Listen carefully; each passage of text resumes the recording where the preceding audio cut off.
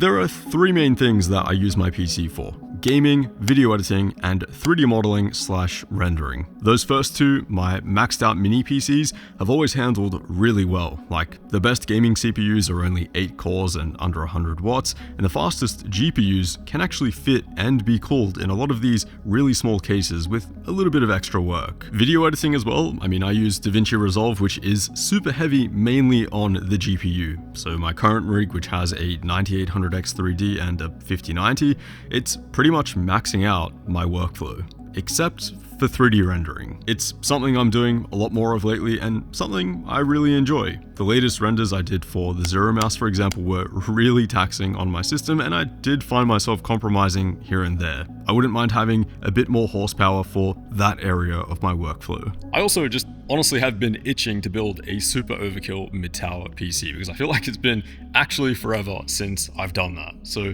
perfect timing, some new parts came out and I built this. It's the most power-hungry, most expensive PC that I've ever built, and hopefully the fastest as well. The CPU that I'm throwing in this overkill mid-tower build is the new Threadripper 9980X from AMD. It has 64 cores, 128 threads, and it's running on their latest Zen 5 architecture. Think of it as 4 9950Xs fused together. You get 4 times the cores, 4 times the L3 cache, and it also has quad channel memory support as well. I'm not gonna lie, the price of this CPU alone, you could build a couple really high-end complete PC builds. So yeah, it's not cheap. But also, is it justified for certain workflows where you can see a huge boost in productivity and the chip ends up paying for itself really quickly? Yeah, I think so. Although this isn't a gaming chip, that is something that I'm interested to test out as well, because it is something I do a lot of on my main system. The peak boost clock is listed at 5.4 GHz, which doesn't sound too bad, but it also supports overclocking, so I'm thinking we might be able to squeeze a bit more out of it. The board that we're using is the TRX 50 Aero from Gigabyte. I've always really enjoyed how these Aero boards look. It's just a super clean white and silver aesthetic, and the slot spacing in particular here is perfect for what I have planned. As much as I love my mini PCs and dense ITX boards, there is just something really cool about a proper, fully loaded eATX board housing a massive CPU. Now, if this box of RAM looks slightly bigger than usual, you'd be correct. We've got 128 gigabytes of DDR5 going in this thing, clocked at 6400 megahertz. Threadripper 9000 actually comes with a faster memory controller this time around, so these 6400 DIMMs are supported out of the box, no problem. In true workstation fashion as well, no heat spreaders, no RGB, just the way I like it. And then we also have a bunch of storage that I'll be throwing in here as well. 8 terabytes of Samsung 990 Pro.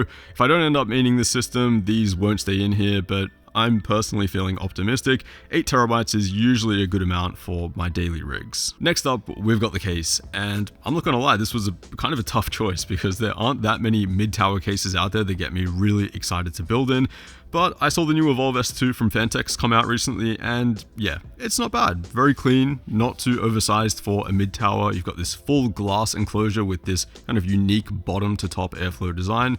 Looks pretty neat and actually quite different from everything else out there. When I went to install the motherboard though, I realized I had made a huge mistake. The motherboard actually doesn't fit.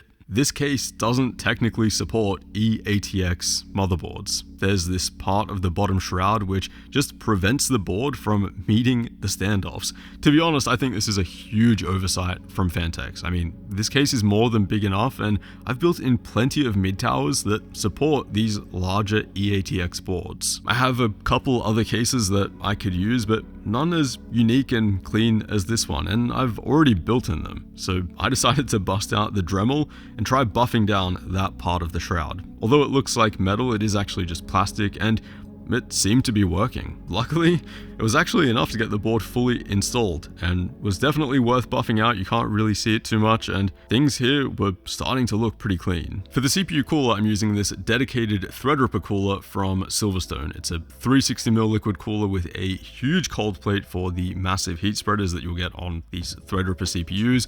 Regular liquid coolers only cover a portion of these CPUs because they're so massive. So something like this, we're going to be extracting as much heat as we can from this chip. Then lastly, the GPUs, where we have two RTX 5090s. I've yet to actually run and test out a dual GPU system, believe it or not, so I'm really curious to see what the benefits will be. Aside from testing the new Threadripper 9980X, this is also what I'm really looking forward to. Again, if there's not much benefit at all, it's back to my dense little mini PC. But if there's a big enough difference, I'm thinking it's time to upsize. I mean, 2 has to be better than 1, right? Each 5090 here gets a full-speed PCI Express 5.0 x16 connection and a 600 watt cable. And having them stacked in this system like this, I think it just looks so sick. For me, I think I've realized it's not actually so much about the form factor of these mini PCs that I've enjoyed so much. It's actually the density and the way everything fits together so efficiently. Although this is over 5 times the size,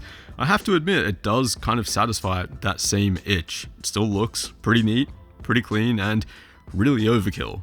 But how much faster is it? Alright, this thing is all set up and it is very interesting. First thing I did was actually overclock the CPU. I know overclocking 64 cores sounds absolutely insane, and when you see the stock power consumption at 350 watts, it's kind of like mind-bending. Like, how does a CPU pull 350 watts?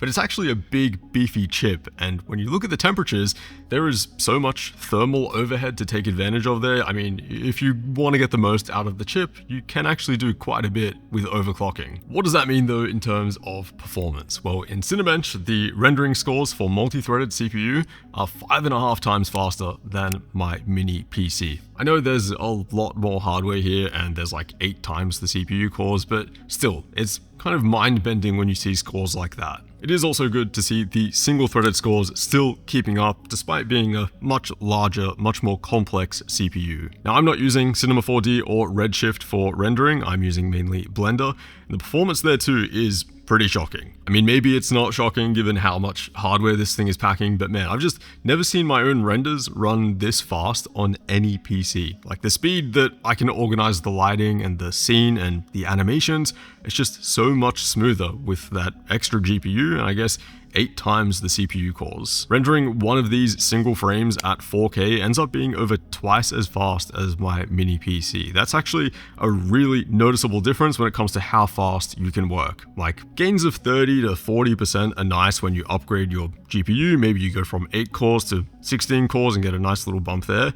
This is like a complete night and day difference easily. Over 2x the speed means you can render at higher resolutions, use way less denoising, use higher resolution models. Yeah, the hardware is expensive, it's a no-brainer there, but I guess this is the first time that I've taken something like this for a test drive and really seen what it can do. It is also the first time that I've seen power consumption this high. At the wall, just the PC alone in Blender with everything at full tilt can pull over 2,000 watts. I do have a beefy enough power supply in this thing which is handling it no problem, but yeah, 2,000 watts, man, that's getting close to maxing out your typical electrical circuits, at least here in Australia. I quickly tested rendering in Fusion 360 as well, which is my main 3D modeling software. Since this is CPU only though, it's very slow on most systems and I usually avoid it, but here, I mean, it's almost rendering in real time. Like, it's just absolutely shredding through these scenes.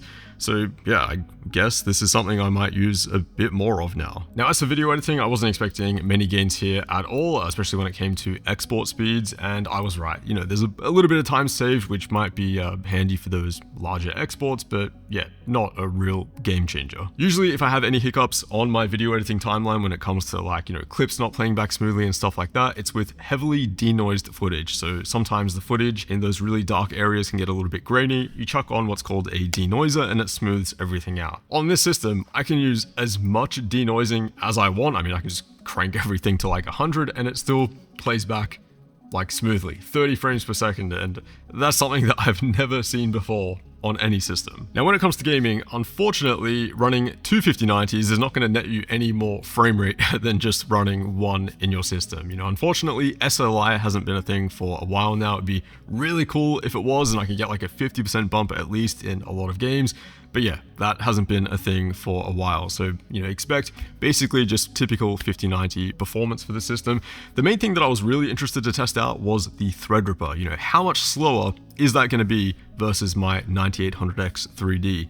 I didn't do like a whole bunch of testing here, just a little sample to see kind of what we're looking at. And yeah, I think if I'm really loading up those 4K graphics and being mostly GPU bound, I'm not really going to see too much of a difference. I did also find that disabling all of the cores except 8 did help improve performance quite a bit. The deal breaker though was going to be Overwatch 2 at 1080p and 1440p. That is something that I play a lot of, and especially on a high refresh rate monitor. If Threadripper couldn't run this thing nicely, then it was pretty much going to be over. Again, I did have to disable like 56 cores to get this running nicely, and there are some more frequent dips than what I see on my 9800X 3D, but still mainly above that 500 FPS mark, pretty decent 1% lows, and more importantly, the PC latency was ridiculously low, around that 3 to 5 millisecond mark, which is pretty much what I was getting on my mini PC. So I'm glad it's the same here too. There is something that I do need to fix though on this build before I swap over to it as my main system, and that is the cooling for this top GPU. Now the cooling for this bottom card is actually really good. It's getting all of this fresh air coming from underneath, and I've actually been using this bottom one as my primary GPU. I know it kind of looks unintuitive, but yeah, that is like the primary display output right there. So gaming card, temperatures are absolutely fine, but then multi-GPU workloads, this card gets all the hot air from this card, it's taking it in, and the temperatures are just absolutely awful, like way worse than I was expecting. 87, 88 degrees C, even after just rendering for like a few minutes. Now, as much as I love the Founders Edition air-cooled GPUs, I think liquid cooling has to be the thing that I do next for this system. I mean, first and foremost, it is a workstation, and workstations have to be like bulletproof. Like, I'm going to be rendering on this thing overnight, 8+ hours, and I don't even want to think twice about this thing hitting temperature limits. So yeah, I mean, liquid cooling, a Threadripper, and two 5090s is something that I've never done before. Stay tuned because this is going to be absolutely insane.